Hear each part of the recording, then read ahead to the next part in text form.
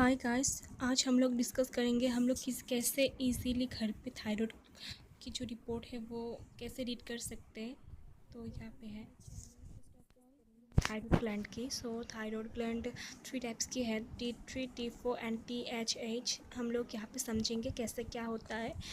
तो हम लोग यहाँ पे नोट मतलब रिपोर्ट के मुताबिक दिखा रहे हैं कैसे क्या होता है। तो T3, T4 एंड THH हम लोग पेशेंट का जो रिस्पॉन्स है हम लोग वो फर्स्ट नोट करेंगे, और उससे हम लोग रेफरेंस रेंज, जिसको हम लोग कहते हैं ओरिजिनल रेंज, जिससे हम लोग कंपेयर करेंगे। तो यहाँ पे रेफरेंस रेंज हम लोग लिख चुके हैं। यहाँ पे जो वैल्यू है उससे हम लोग पेशेंट का जो रिज़ल्ट है वो हम लोग कंपेयर करेंगे। तो इससे ज़्यादा भी नहीं होना चाहिए, इससे कम भी नहीं होना चाहिए, इन बिटवीन होना चाहिए अगर नॉर्मल कंडीशन में रहना है। तो हम लोगों को जो यहाँ पे जो पेशेंट है उसका ऐसा वैल्यू आ रहा है, तो जैसे ये नॉर्मल केस है, तो इसमें थायराइड हाइपर और हाइपो कंडीशन नहीं है। तो हम लोग रिज़ल्ट ऐसे नोट करेंगे जैसे कि मैं दिखा रही हूँ यहाँ पे। तो यहाँ पे T3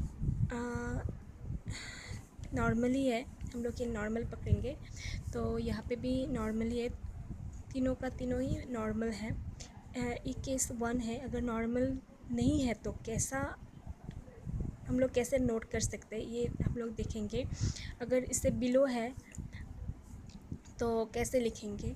तो T3 एंड T4 ये बिलो है, ओरिजिनल रेफरेंस रेंज से T3 एंड T4 बिलो है, एंड THH हाई है, जो कि हम लोग केस 2 में डिस्कस करेंगे। ये केस 1 हो गए।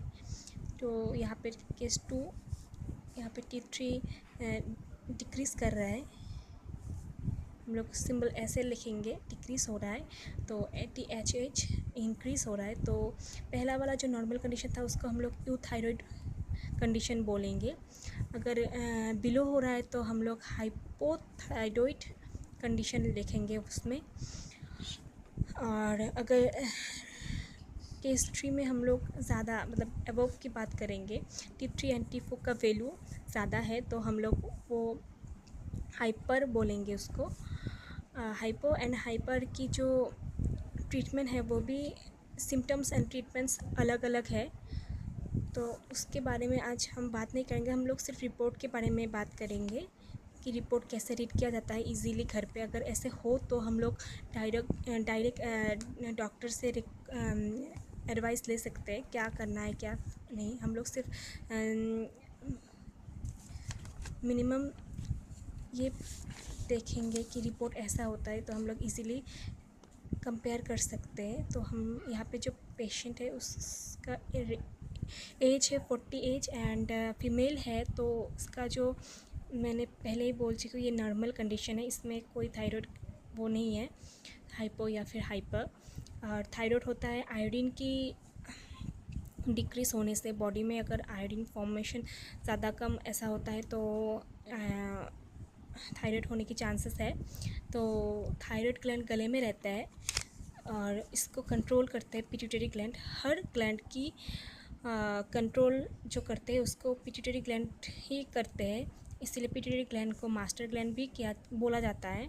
और थायराइड ग्लैंड से हम लोग T3 एंड T4 की स्टिमुलेट होता है, और पिट्यूटरी ग्लैंड से THH स्टिमुलेट होता है।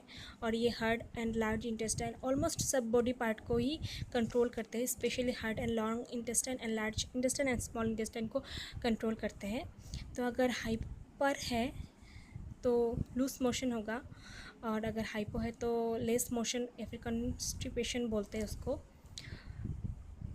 वो होता है। और ऐसा ही होता है। अगर आपको हमारा वीडियो अच्छा लगा तो लाइक शेयर एंड कमेंट ज़रूर करना। Thank you.